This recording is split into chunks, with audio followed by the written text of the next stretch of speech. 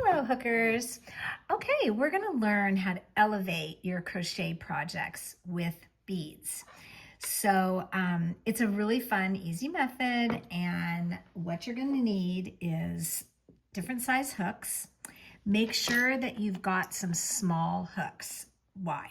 Because when we bead as we go. There are several different methods, but that's the method I'm going to teach you. So let's say you're on some this regular yarn. I mean, I'm talking like chunky yarn, like something like that. Okay, so you're going to probably be on a 6 or 7, so you'll have that hook. 6, 5, whatever. And then you're going to have these small little guys like 2, 2.5. This one's super teeny. The reason why is because you need to make sure that you have a hook that's small enough to fit through your bead. And I'll explain why. So some beads that you might like, I like these a lot. They're pretty. It's a smaller hole that you're going to have to get the hook into. So you just want to make sure you have smaller hooks. Then, of course, we like a tape measure. You never know. A little cutie pair of scissors. And then, of course, your bent tapestry needle. And that's it. Just yarn. Any kind of yarn. I really recommend that you use stash, leftover, because you're going to see the method. So all right, so those are the things you need.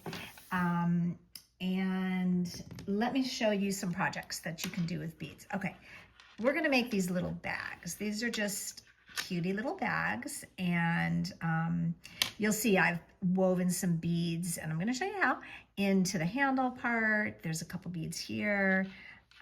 And then I just like put this little chain on it, and there's some beads woven into the bag. I didn't put any on the back. Here's another little sample, just a little baby cutie patootie little bag. And here's another one that's super duper cute. And then of course you can make necklaces, beads. It's the same process that I'm gonna show you. And here's another one that has a little teeny, got to be in a patient mood for that one. And this one as well, little neon action here. And I just added the beads to the chain. So I'm going to have you step through with me as I'm actually making a bag. And one last thing I wanted to mention is supplies.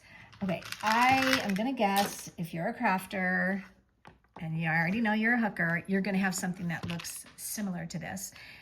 Just any container that you have where you've collected beads along the way, or people have given them to you. A couple different samples. This one are larger wooden beads, really whatever floats your boat. I don't know, I like to buy them just as I go. And just plop them in my little bead containers. Also, another thing I would suggest, which is really fun, because people say to me, oh, where'd you get that, like chain thing, this like part of the bag here.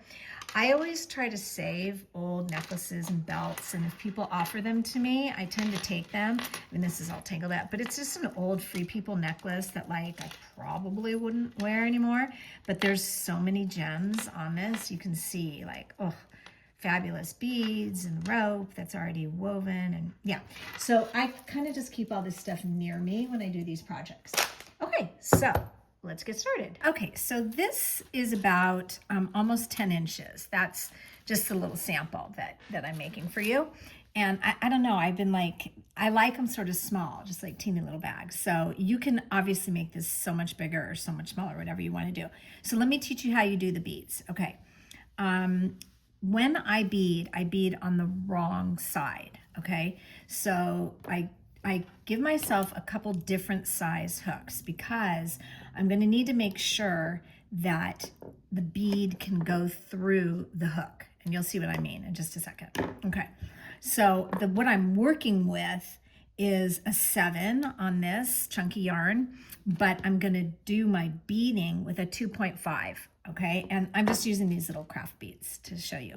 So basically I'm going along, they're single crochets, and I'm on the back side. So when I want to put a bead in, I'm going to take my hook out, and I'm going to use that smaller hook. I'm going to put the hook right into the loop. Then I'm going to take my bead and put it over the hook. So it goes like this, the loop on the hook, bead, and then I'm going to wrap. So it's kind of like, I remember it because the bead is sandwiched between this loop closest to the hook and then the new one when I wrap. And then I bring it through both. That's with my small hook. Then I go jump back on the regular hook that I'm using, whatever size it is. Like I said, this is a 7. And then I just continue on with my single crochets. And you're going to see when I face to the front how it looks. So I'll turn it around and it just finds its way there in about the cutest possible way ever. Let me do another one. So I stop right there. I take out the hook. I put in my little hook. I take my bead. I slide it on the hook. I slip it through, and you'll get used to sort of just pulling it through like that.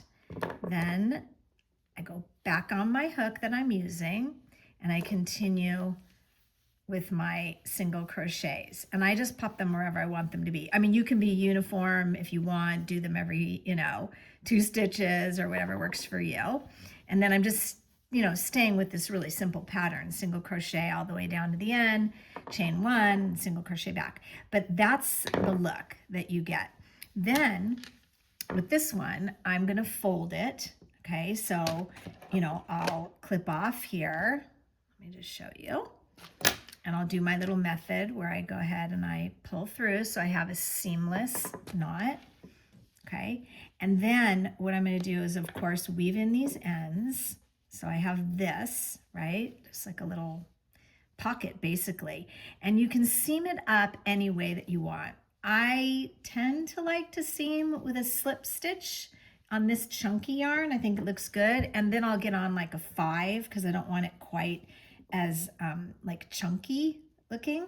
So I go from the top, and this has no rhyme or reason. I mean, I do have videos for this, but just so that you see, I'm going to stick with the same color for this, and I'm just going to slip through, and then I'm going to literally just go down the project like this with slip stitch. So I'm going all the way down.